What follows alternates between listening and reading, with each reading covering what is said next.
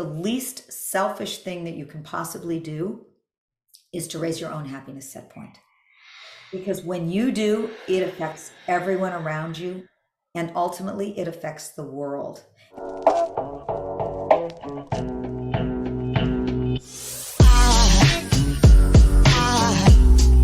Aside from my soul.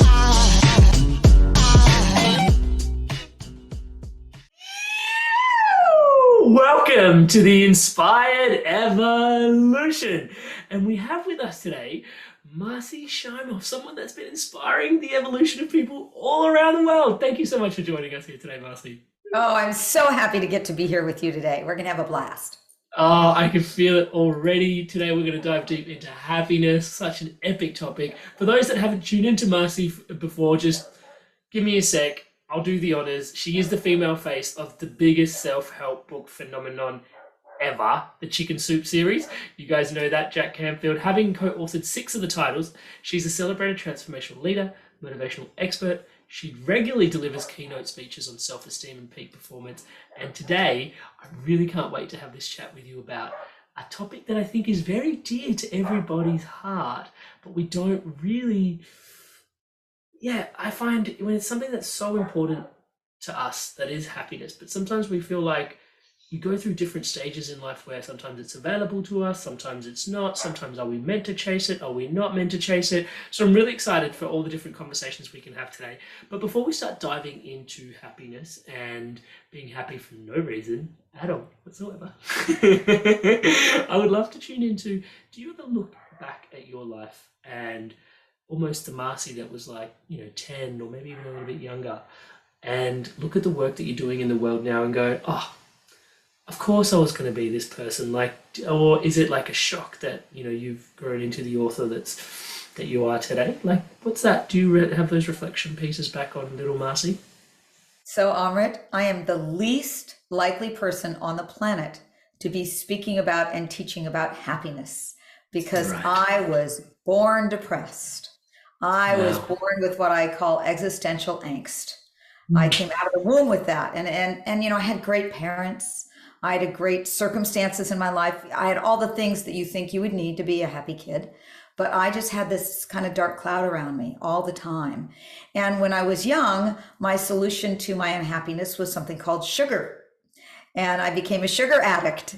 And by the time I was in high school, I was about 35 pounds overweight, which did not help the happiness level. I just was this unhappy, kid and teenager. And so when I got into my 20s, I decided I am going to be happy. This is what I want my life to be. I want it to be happy. So I set 5 goals for myself. And I figured that once I reached those 5 goals, that's it. I'd have what I need to be happy. And I'm just going to share with you what those 5 goals were, because I think people can relate to this. Yes, So please. I wanted to have a successful career helping people. I wanted a wonderful husband or life partner, fabulous friends, a comfortable home, and the equivalent of Halle Berry's body. Now I got 4 out of the 5. I do not have Halle Berry's body, but I have a body for which I'm extremely grateful. And I will tell you, I worked really hard to get all those things lined up so I'd have them. And I had a turning point moment. And it was in 1998. I had 3 books in the top 5 on the New York Times bestseller list at the same time. I had just given a speech to 8,000 people, and I had autographed 5,432 books. My client had a massage therapist massaging my hand so I could keep on signing. And on one hand, I felt like an author rock star. Yeah. But on the other hand, after I signed that last book, I went up to my hotel room, which was the penthouse suite that the client had gotten for me. And I walked over to the huge windows overlooking this beautiful Lake Michigan. I was in Chicago. And I took in that view and I turned around and I collapsed onto the bed and I burst into tears. And I burst into tears because I realized I had everything I thought I needed to be happy. And I still had that emptiness in my heart that I had always had, even as a kid. And I realized, I can't fool myself into thinking that just that next thing that I get is going to do it and make me happy once and for all. So that's when I dove head on into the study of happiness. And I interviewed all of the top experts, and I interviewed 100 unconditionally happy people. I started doing what they were doing, and it worked. It really worked. I'd say I went from like a D plus in happiness if you were giving me a grade. And now I'm a solid A. I'm still a work in progress, but it works. And that to me is the most thrilling thing, that it doesn't matter where you start. Anyone can learn to be happier. Wow.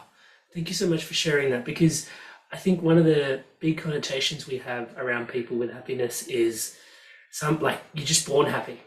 You know, it's like that person is like that person is that type. And actually in this conversation, there's a few things you shared in there that I can relate to, because I was very heavy in high school as well. And I think for those tuning in, you probably don't realize, but it is this perpetuating sort of I don't want to say dark spiral, but negative spiral. We can probably call it that, right? Because you're not happy, and then you eat a lot, and then you get bigger, and then you're not happy with yourself, and then you get bigger, and then you keep eating, and then it's, man, I remember what that was like. The joke in or any addiction, for that matter. Yeah. Any addiction is fueled by a hunger for wanting more, and that's a natural thing. We want more. We want to feel better. That's that. Aristotle said that happiness is the goal of all goals. It's the be all and end all of life. It's natural to want to be happy. It's just that we aren't taught how to do it. It's not part of what's in the culture. And it's so sad, because actually we know how to be happier. It's science has cracked the happiness code, and we know how to be happier, and that should be headline news, I think. Yeah, and having transformed your own relationship with happiness, is some part of it our genetic makeup, or is some part of it like from what I'm hearing, it's trainable? Yeah, it is such a great question. And to me, this was the most important part of the happiness research that I ever found. And to me, it answered the question, just that question. Why are some people born happy and some people aren't? And what do we do if we're not? So here's what science has found. We all have what's called a happiness set point. And it's like a thermostat setting. And so no matter what happens to us, whether it's really great or really bad, unless we do something consciously to change it, we will hover back to our thermostat setting. So this explains why people who win the lottery, you think, all I'd have to do is win the lottery and then I'd for sure be happy, right? Well, you would be happier, and it would last anywhere from 2 months to about a year. And you would return to your original happiness set point. And same is true of people who have challenges or tragedies. Generally, within a year or so, we return to our original happiness set point. So the set point is the key to all of it.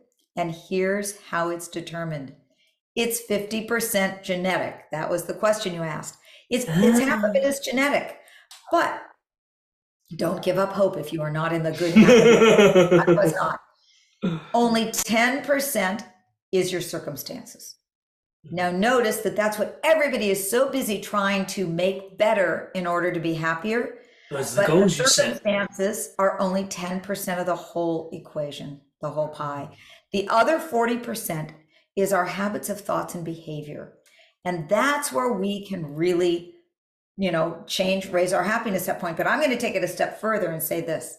Scientists in the field of epigenetics, like Dr. Bruce Lipton, they will even say that the genes, that 50% that's genetic, that can be influenced or changed by changing our habits of thoughts and behavior, which means that 90% of our happiness set point is something we can do something about with our habits and thoughts and behavior.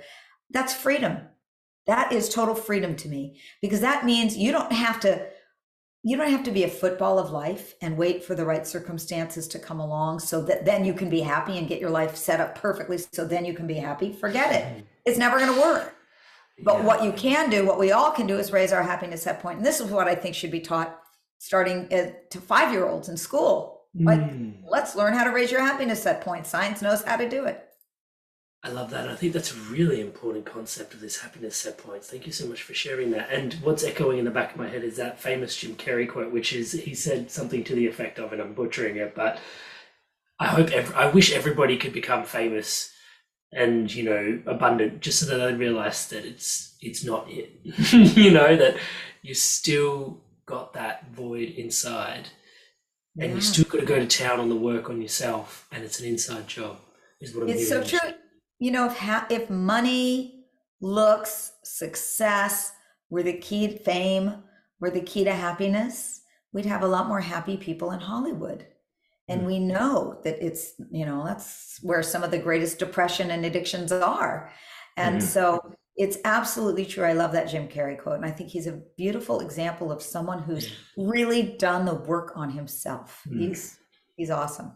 Yeah, I really love him. So to distill it down, and this is me clarifying it for myself, the key thing that I think we are struggling with is we're searching for happiness in achievements, in goals, in outcomes, when really what I'm hearing you say is it's an inside job.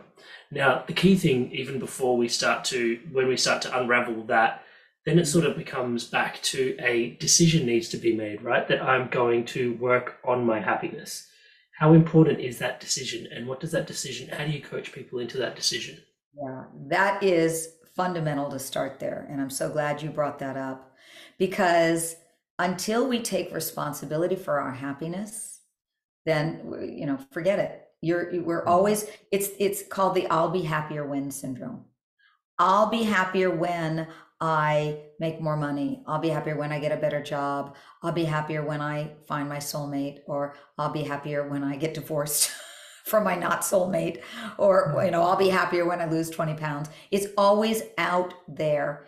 And that will never, ever work, because you will be happier for a short time, but it was not what we care about is lasting happiness, unconditional happiness. That's why I call it happy for no reason. There's nothing wrong with being happy for good reason. I'm happy because I've got this or that. But as long as your happiness is based on something like that, I've got this going for me or that going for me. As long as that's the basis of your happiness. It's contingent. Yeah. It's contingent. Exactly. Yeah. It's shaky. That goes away. And then where are you? What we want is we want the both. We want the happy for no reason, which is that inner state of, I call happy for no reason, an inner state of peace and well-being that doesn't depend on our circumstances. And when you've got that, you're not looking to your circumstances to extract your happiness, but you're bringing your happiness to your life circumstances, and everything changes. So that's, and so where I find people initially getting stuck is just like you said, we don't even take responsibility for our happiness. We think, okay, this is going to change, or that's going to change, or we blame, being a victim in life. You can tell you're a victim in life. There's three main behaviors. You blame others. You shame yourself. It's called the blame, shame, and complain game. Shame is just blaming yourself, turning that blame inward, or complaining about all the things that are wrong in life. So it's blaming others, shaming yourself, or complaining about circumstances. All of those are a victim role, and it will never, ever work. So the first step to being happier is to take responsibility for your happiness, to get that it's not about something out there to change for you, but it's about you doing it yourself. And to me, I find that once people hear about this happiness set point and get that, oh my God, it really is this scientific thing and I can do something about it, that's enough inspiration to get people started, as long as they then know what steps to take. And I think that it's really important. There are specific steps to take in order to be happier, and they're not hard. So I'm sure we're going to get to share some of those today. Yeah. Yeah, I was just going to go straight. I was going to go straight there. It's a perfect little segue. What are some of those? What are some of those steps that you prescribe? I know in your book there's 21, and I don't imagine we've got the time for 21 right. today. But even even the way you chunk them down into 7 categories is really useful. Maybe we can start there if you don't mind. I would love to start there. That's a great way. Thank you. I found that that there were 21 main happiness habits, and that they fall into 7 main categories. Yeah. And what I'm going to do is I'm going to go through these 7 categories, and I want everyone to think, where are you the weakest? because wherever you're the weakest, that's your Achilles heel, and that's where you need to start in order to really raise your happiness set point. So here are the 7 areas. Now, it's hard for people to remember 7 of anything. So I created an analogy, a metaphor. I call it building your inner home for happiness. And a home has 7 key components. It's got a foundation, it's got 4 corner pillars, it's got a roof, and it's got a garden. Yeah. And here's how this connects to your the 7 main happiness areas. So, and Amrit, I'm going to ask you when I go through these at the end, which one are you the weakest in? Because I want everyone to know. Okay. So I know you're going to pay good attention to this. So the foundation for your home for happiness is just what we spoke about. It's taking responsibility for your happiness, showing up in life as a victor in life, a co-creator of life, rather than a victim in life, not blaming, shaming, or complaining. So that's the foundation. Then the 4 corner pillars are the pillar of the mind, the heart, the body, and the soul. And let me just speak for a moment about each of those. The mind has to do with our thoughts. Are your thoughts robbing you of your happiness? The second is the heart. Do you live with an open heart? I have never met a happy person who is closed-hearted. So open-hearted means, do you have loving kindness, generosity, forgiveness, gratitude? Do you live in an open-hearted state? Then there's the pillar of the body. Do you have the biochemistry of happiness? Happiness is a biochemical event. There's endorphins, there's these happiness chemicals, the endorphins, serotonin, GABA, oxytocin. Do you have, and the biochemistry of happiness? That, by the way, was where I was the weakest. And then there's the pillar of the soul. And the pillar of the soul is, how connected do you feel to the greater energy of the universe, the bigger energy of the universe? And I don't care what you call it. You can call it God, you can call it the divine, you can call it creative intelligence, you can call it nature. Doesn't matter. What matters is that you feel that you are part of this greater energy. Then there is the roof of our inner home for happiness. And the roof has to do with our purpose or passion in life. Are you living an inspired life? That's all about inspired evolution. That's right. Are you living this inspired life? Are you waking up in the morning going, I'm doing what I'm here on the planet to be doing? So that's the roof. And then finally, there's the garden. And the garden has to do with who you surround yourself with. Are you surrounded by lots of roses and gardenias, the people in your life who support you, who believe in you, who want you to go for greater happiness? Or are you surrounded by some toxic people, the weeds in your garden, people who drag you down? So those are the 7 areas. The foundation, taking responsibility for your happiness, the pillar of the mind, your thoughts, the pillar of the heart, your open-heartedness, the body, your biochemistry, your soul, your spirit, then your purpose in life, and then finally your garden, who are you surrounded by? So I'm going to ask everybody who's listening to just identify yourself, your weakest area. And Amrit, what's your weakest area? It's fascinating, actually. I feel like there's work in all the spaces, and I imagine that's a lifelong journey. And that's always going to be the case. Some part of me did really identify with the foundation. There are moments where becoming a new parent has been a real challenge. And there are moments where I find myself going, I wish this was different, or I wish I could do that, or I wish I could. And it's like, oh, you're complaining. So I definitely know I've got work in that space. And the ceiling, the purpose piece is, I absolutely love it. And, the inspired evolution is incredible in all the things that it's doing. And yet, in my vision, it continues to just be even bigger. And it's like, there's always work to go in that space. So learning to be, grateful for what is, and then also be inspired for what's next is a whole body of work. But if I'm honest with you, the piece for me has been the nutrition and wellness piece. I recently read a book by Julia Ross called The Mood Cure, which She's actually highlighted in Happy for No Reason. She was one of the people I interviewed, My Happy 100. So tell me your experience, because I love her book. My God. It's, there's been like the power of now. I got coached by Eckhart Tolle to help people live a life of presence and purpose as certification. And that was huge. And for me, it was a no-brainer because the power of now meant so much to me. The Mood Cure has meant equally as much. It is the 4 chemicals in your brain that you can really support. And it was just phenomenal when I started supplementing what came of that. Did you do the mood cure? I not only did I do the mood cure, Julia Ross is half an hour, 20 minutes for me. She was one of my practitioners that I go to Yeah. regularly.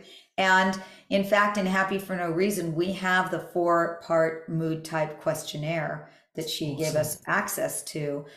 So you can see if you're low in serotonin or oxytocin or GABA or dopamine. And yes, I'm with you. The place where I most needed help and I continue to tweak this is in the level of the biochemistry. And, it's so hard. People beat themselves up for, oh, I'm not happy, I'm tired, or I'm this, what's wrong with me? Well, probably what's wrong with you is biochemical, and that can actually be fixed through nutrition and through certain supplementation. And I am a big believer in all of that. Huge.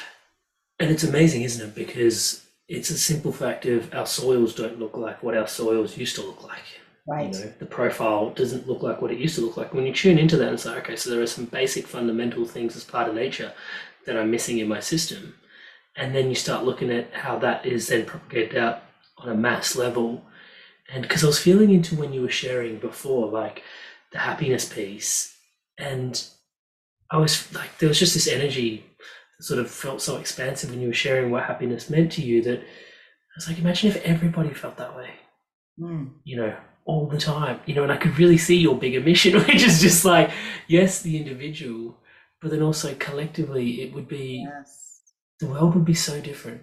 It would be so different. The research is now showing that our happiness doesn't just affect us, but it affects 5 people out to people we don't even know. So if you become happier, it affects your neighbors, cousins, daughters, school teacher.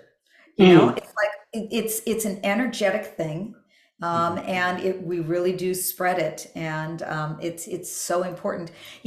When you were saying this, I actually, about the body, I don't normally share this, but there is a technique that I learned from a Chinese song master, a man named Gilles Marin, that can shift your serotonin levels within a week, and that's super easy to do. Can I share that?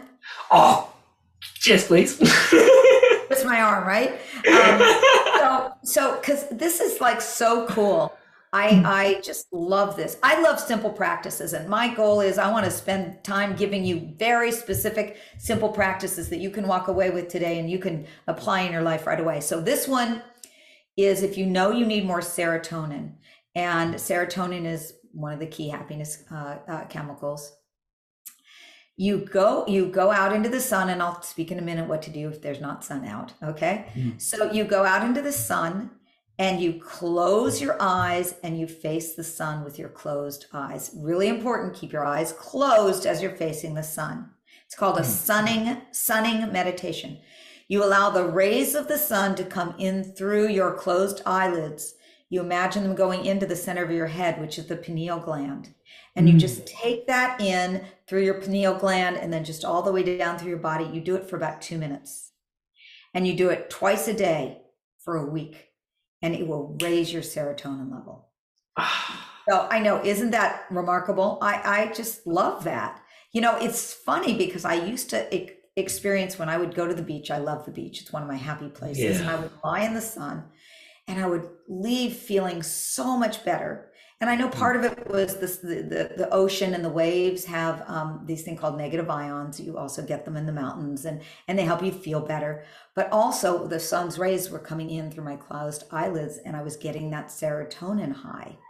So if you do this a couple times a day for a week, I want you to just use your life as an experiment and see what happens. Do you feel better? Now, if you're somewhere where there isn't sun, you can do the same thing with your eyes open, just looking at nature. It won't be as powerful, but looking at nature is also a serotonin booster. Even if it's just some flowers, looking at some flowers. And also, if there's clouds out, there's still some sun's rays coming through the clouds. So you can do it if it's cloudy. You just don't want to do it if it's rainy. So try it out. It works. I've taught this to so many people, and they really notice a big difference. I love it. Thank you so much for sharing that. And the thing that I love about it the most is how simple it is. And also, and that's been one of the biggest things I've learned and people that have tuned into the podcast regularly know this from me now, is like, if it's simple, it works, and it's powerful, and it's meant to be. And for me, it's true. If it's simple, it's true. If it's complicated, someone's trying to sell me something, that's become my awareness. And I want to use that as a bit of a segue because, it seems like nature has so much going for us.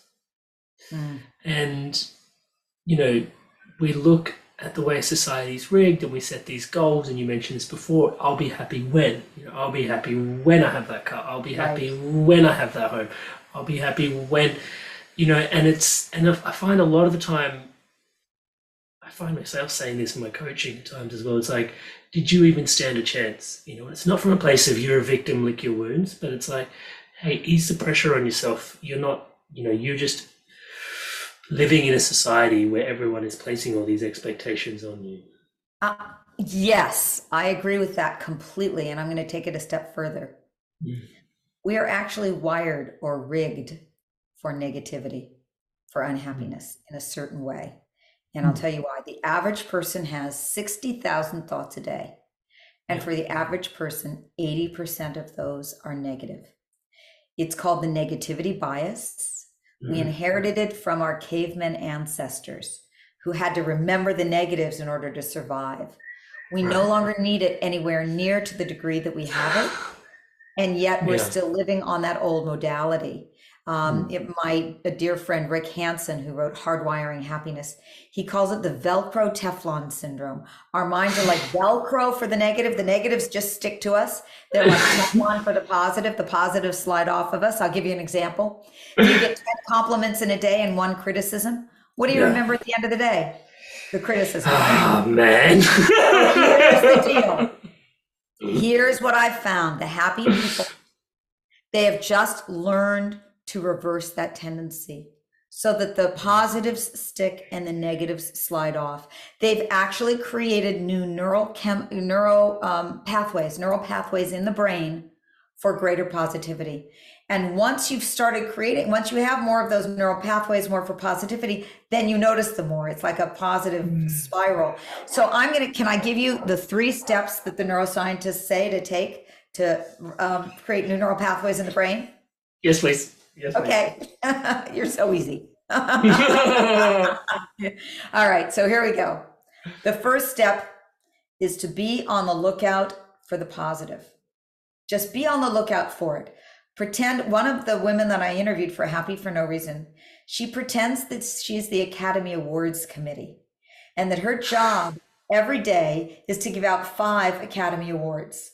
So she'll be out for a walk in the park and she'll see a really cute, fluffy white dog and she'll go, oh, that dog gets my cutest dog of the day. Or she'll see an act of kindness and she'll go, oh, that gets the act of kindness award for the day. So she's just always on the lookout for the good. So by the way, if you have kids, this is a great game to play with your kids. We're giving out 5 Academy Awards today. Be on the lookout. What are the Academy Awards you're giving out? It just trains you to look for it, right? Yeah. So that's step number 1. Step number 2, and it's super simple, is you've got to savor the good for at least 20 seconds. They say that's how long it takes for the good to become a new neural pathway in the brain. The negative, not so much, because it's already there. It's just quick. It's just, okay, I notice it, and it just reinforces the negative neural pathways. But to create new grooves, you've got to savor it for 20 seconds. So when you see that cute white dog, don't just go, there's a cute white dog. Go over to the owner and go, your dog gets my cutest dog of the day award. Or you're just really with it. Or, you're really with that feeling. Or you're watching a sunset, not, oh, there's a beautiful sunset. But you imagine that you are taking it in, savoring it for at least 20 seconds. So that's the second step. And then the third step is to go for a 3-to-1 ratio. 3 positives to 1 negative. Now the negatives are going to happen automatically. So don't beat yourself up because the negative showed up. But instead, just go, oh, there's that. Let me replace it right now with three things I can appreciate, three positives. And that tends, so these three steps together, noticing the good, being on the lookout for the good, savoring it for 20 seconds, and going for a 3-to-1 ratio can create new neural pathways in the brain. I love that. And I'm going to use that to segue into the question that I think is probably on everybody's, in the back of everybody's mind listening into this episode is, am I going to always be happy? Am I meant to always be happy? Like happy for no reason? Like, is this like a consistent, like, yeah. How like what? Maybe describe your state. Like, how do you get Marci? Like, are you happy all the time? Such a great question. Such a great question. Being happy for no reason, I define as an inner state of peace and well-being that doesn't depend on our circumstances.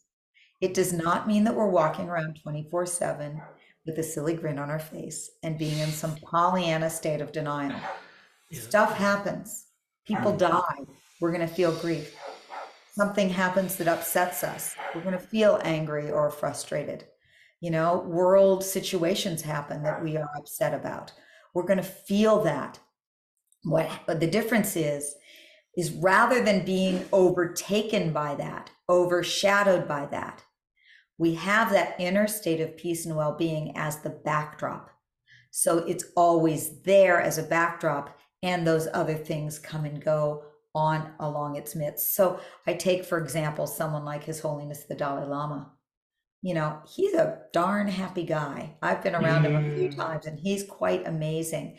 Now, does that mean that he likes all that's going on in the world? Absolutely not.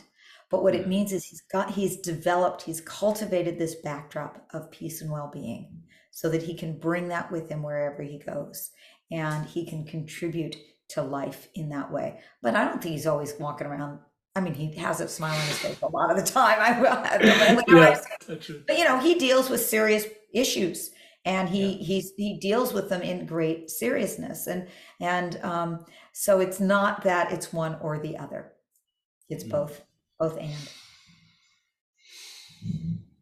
I love the space that affords everybody to just embrace themselves where they're at and then start the work. In that, going back to what you were saying before in terms of soaking it in as number 2, and I sort of saw number 3 as being reprogramming. One of the things that really stuck out for me was the first step of noticing the positive in the Academy Awards, and I can't wait to play this game with my son, to be honest. I'm like super excited about this. How old is your son? He's only 16 months now, but I know that this is going to be something that I'm going to have a lot of fun with already. And so one of the key things in there, though, is just wanted to touch on, because I think it deserves airtime, how toxic self-criticism can be then. Because it's almost, not only are you not seeing this, like, you know, we've got that survival versus thrival, just like, you know, discrepancy that you described, but then obviously, well, not obviously, but I can see that, in not even just looking at like seeing negative out there, self-criticism is, you're being abrasive and you're finding stuff within yourself that you're not able to accept as well. And that is really highlighting how toxic that can be for one. Oh, you know, really, the first place where we close our hearts is to ourselves, is our harsh judgments and criticisms, and our lack of compassion for ourselves, our lack of feeling self-love. Let me share with you a quick story, and then I'll do a little exercise with everybody, if that would be helpful. Yes. Years and years ago, I took a workshop. This was in the early 90s and mid 90s, with one of my early teachers, who's now a very dear friend of mine, Marianne Williamson. Yeah, she's awesome. And I actually started listening to her in 1982. When I was in graduate school, and I would drive to school every day, and I'd have these little cassette tapes and listen to Marianne Williamson on cassette. And I used to feel like, oh my God, I feel like I know her. She's just a sister. And it turns out we are deep, dear friends. But anyway, I was at this workshop, and she was telling this story about how, or this experience about how, if you make a lot of money, but you don't shift your consciousness to feel that you're worthy of it, you don't have enough self-love or worthiness, you will inevitably lose it. And I thought to myself, that is ridiculous. There is no way that if I made a lot of money that I would lose it. That would never happen to me. And Yeah. sure enough, a couple of years later, my first chicken soup books came out and I was making a whole lot more money than I was ever used to. And I proceeded to start to lose it. Now, fortunately, I remembered what Marianne had said, and I started working on that feeling of worthiness, of deservability, of ability to receive, of self love, which allows that ability to receive. I've kind of turned that around. So, but I have seen so much where people, we block ourselves through our own closed heartedness towards ourselves, our own, it's what allows us, it's what causes us to not feel worthy of receiving. Hmm. We push away our good. We push away when people give to us. We push it away. Um, so, if I may, I'd love to share a little bit about how to just a simple process to move into what science calls heart rhythm coherence. Ah, heart math. Yeah, Heart absolutely. math, Yeah. yes. Yeah, I'm I a knew you would trained. know about heart math, Yeah, but if I could. I'm a trained certified. Yeah, go on, go on, go on. Oh, Yeah, awesome. Well, there, please share it with I us. Share it with love us. heart math. Oh. You're trained in all the best stuff. I love what you're trained in. You Touch got the it. best combinations of things. Yeah. Oh Thank my you. goodness. So then you know this research, but I'll just share this for others who might not No, have the heard. audience would absolutely love it, so please don't cut it short. Yeah. Okay. So according to the Institute of Heart Math, when we are feeling angry or upset or frustrated for just 5 minutes, it can suppress our immune system for up to 6 hours. But when we're feeling gratitude and appreciation and love for just 5 minutes, it can strengthen our immune system for up to 6 hours. And these days, don't we want to have stronger immune systems, you know? Resilience. So I love sharing, and I actually share it in Happy for No Reason, a simple practice that they gave me permission to share called the inner ease technique that allows you to go into what is called heart rhythm coherence, where your heart rhythms are in this very synchronous fashion, very beautiful waves, rather than a very erratic kind of pattern. And in this process, and you know this well, I'm sure, but I'm going to ask everybody to do this together. And I want everybody to notice, how do you feel different? We won't do 5 minutes. We'll do just about a minute and a half of this. And notice how you feel different after a minute and a half of doing this process, okay? So it's very simple, and you can do this with your eyes opened or closed. I like doing it with my eyes closed because I think I go a little deeper. But so if you're able to, as long as you're not driving, if you could close your eyes. And the first step is to simply place the palm of your hand over your heart. And that simple act of putting your hand over your heart stimulates the flow of oxytocin. And oxytocin is dubbed the love hormone because it's what we have more of when we feel bonded and connected to each other. But just putting your own hand on your heart allows more oxytocin to flow in you. It's about heart focus, is what it's called. Then the second step is on each in-breath, breathe into your heart, and in each exhale, breathe out of your heart. Now, if you want to, you can breathe through your heart down to your belly, no problem, but just making sure that your breath is coming in through your heart and going out through your heart. So at your own pace, I'd like you to breathe in deeply through your heart and exhale through your heart. And people just notice that even this one thing right here, you might already start to notice how you feel different. Now, here is the pièce de résistance. This is where the real extra juice comes. The third step is on each in-breath. I want you to imagine that you're breathing in love, ease, and compassion. Breathing into your heart, love, ease, and compassion. On your exhale, you just exhale through your heart. Each inhale at your own pace, breathing in love, ease, and compassion. Now you can think about somebody or even a beloved four-legged that helps you feel that way. You can think about the time that you last felt love, ease, or compassion. Or you can just simply silently say the words to yourself, love, ease, and compassion. All of those will work. So breathing into your heart, love, ease, and compassion. And one more deep in-breath, breathing those in And on your next exhale, you can slowly move your hand away and you can slowly open your eyes. And as you're coming back, what I want you to notice is, how do you feel any different now than you did 2 minutes ago? And you're my guinea pig here. So tell me, how do you feel different now than you did a couple minutes ago? Yeah, I love the heart math practices. It's how I feel is exactly how I feel after like 20 or 30 minutes of meditation. And yet we just dropped in for like 90 seconds. Do you know what I mean? Like, it's just phenomenal. It's profound. You know, what it does is it engenders a state that they call the love response. You know, science, everybody talks about the stress response. We know what that's like. Your stress response has its own brain activity, heart rhythms, and biochemistry. Same is true of the love response. And you can habituate it. Now, doing this one time is not going to do anything for your life. Here's what will do something for your life. You could do this twice a day. And I do this standing in line at the grocery store with my eyes open. Doesn't matter. I do it while I'm on the phone with somebody. People don't even have to know you're doing it. Do it twice a day for the next week or two. And then notice that you will start to habituate the love response. I've done this thousands of times, and all I have to do now is put my hand up to my heart, and immediately the whole response comes over me, just because I've entrained myself to do that. So this is something so simple. You know, people ask me, oh, it must be really hard to create greater happiness. No, it's actually baby steps done in super simple ways. So this is one of them. Maybe you choose to do this. At the end of our time together, I'm going to ask everybody to pick one thing that we've talked about today that most spoke to you that you're going to practice doing. Before we get there, I just got one little bit that I want to tuck in, which is you also, thank you so much for sharing that practice. And I feel so light and soft. It's amazing. Thank you. There's a bit of, the secret. And I think bleeding back a little bit to the conversation, I'll be happy when syndrome, let's call it a syndrome.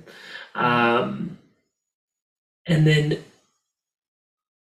inviting happiness, or front-loading happiness. Sorry, I'm talking like engineering, like an engineer now. But front-loading our happiness, and the way that dances for when we're trying to manifest.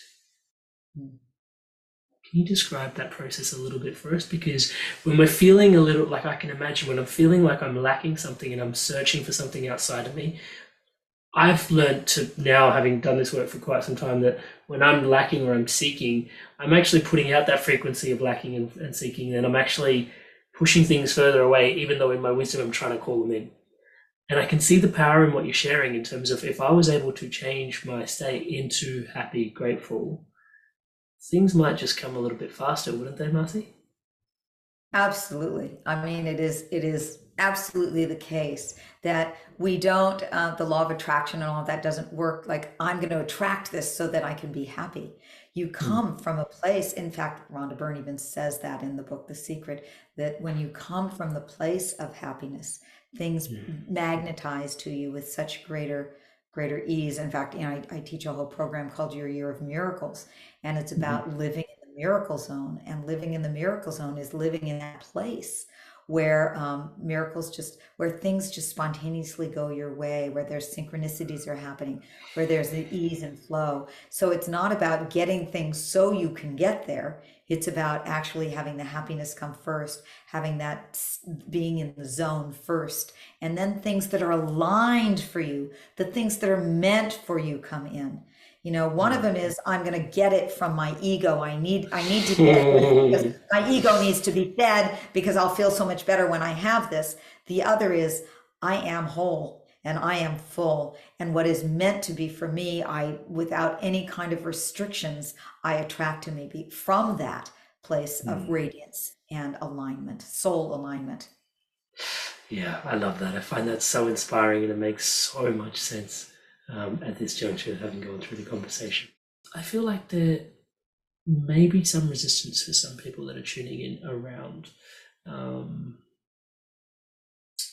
happiness, feeling that it's around deservedness, but it's probably deservedness is not the right energy. So, like, is it selfish to be happy? Yeah, what a great question. And I think a lot of people wonder, well, what about the world? Don't we have to be concerned about the world? And the answer is yes, of course. But I believe that the least selfish thing that you can possibly do is to raise your own happiness set point. Because when you do, it affects everyone around you, and ultimately it affects the world.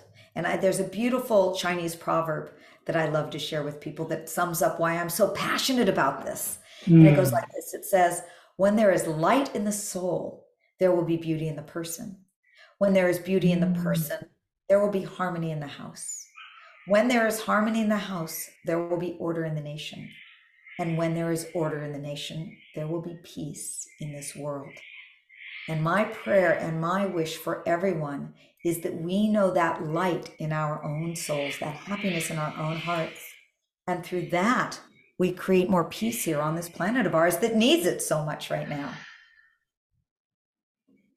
I love that. I love that so much, especially how it reminds me of the house and the metaphor as well that you share in the book. I will put a link to the book in the show notes below for those that are tuning in. Happy for no reason. But I also know, Marci, for the new year coming up, you're running do I say an online workshop or a course? Can you describe what you're running? It's an online program. We have over this past year, we had over 5,200 people from 88 countries. It's called Your Year of Miracles. And it's about living a miraculous life in every area of life, in your health, in your relationships, in your success, money, all of that. And I have a gift for everybody here, if that's all right. May I offer the gift? Yes, please. Okay. It's an ebook that's called The 4 Biggest Mistakes That Keep You from Living a Miraculous Life. And in it, I go through the ways that we are blocking ourselves from a miraculous life, and specifically 4 very simple techniques, none of which I taught here today, but that are all amazing to raise your happiness level. And so I invite everybody to go get that ebook. It's just at miraclesebook.com, miraclesebook.com. Awesome. And that link will also be in the show notes below for you to click on, check out, and go check out more of Marci.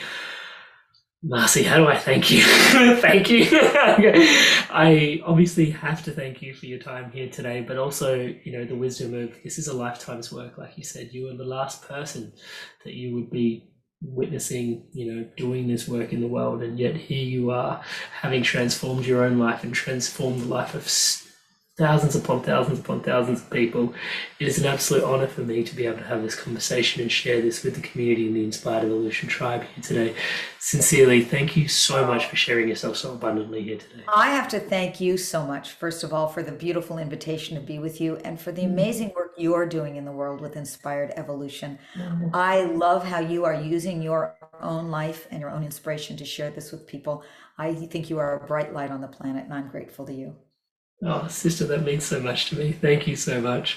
And lastly, guys, but by no means least, thank you so much for tuning in. We love you so much.